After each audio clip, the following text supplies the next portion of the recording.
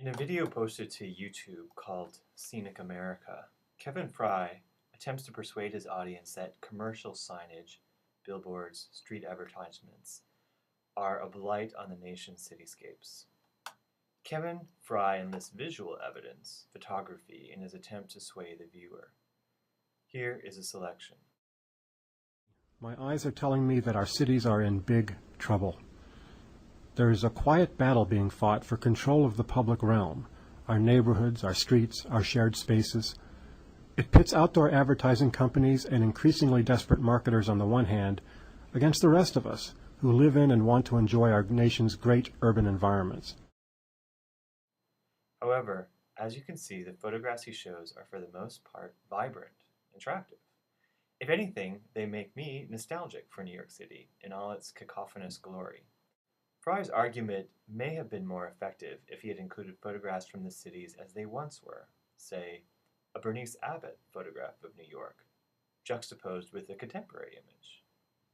But even looking at photographs from more golden times reveals how much signage and commerce and all the things that come with advertising were integral to the life of the city and in fact are what lent the city its particular beauty. Is it possible that New York City is the exception to Fry's argument? Let's take a look at what he says about another great American city. These are the streets in Los Angeles. What do you see? What is your eye drawn to? How would you describe the character of this place? I found myself thinking that commercial activity is obviously a central aspect of urban life, but is that the same thing as living inside a giant, unending commercial? But Los Angeles, more than any other city, is defined by the interplay of signage and geography.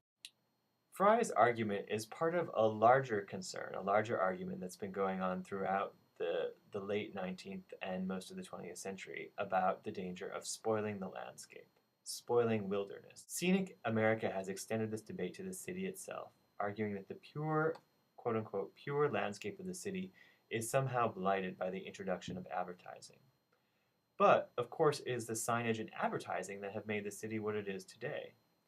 It is the exchange of goods, the exchange of talents, all these things that define capitalism in the post-industrial age and are responsible for the health and appeal of cities. Our cities are vibrant melting pots of all sorts of cultures, peoples, and commercial entities, religious and nonprofit interests.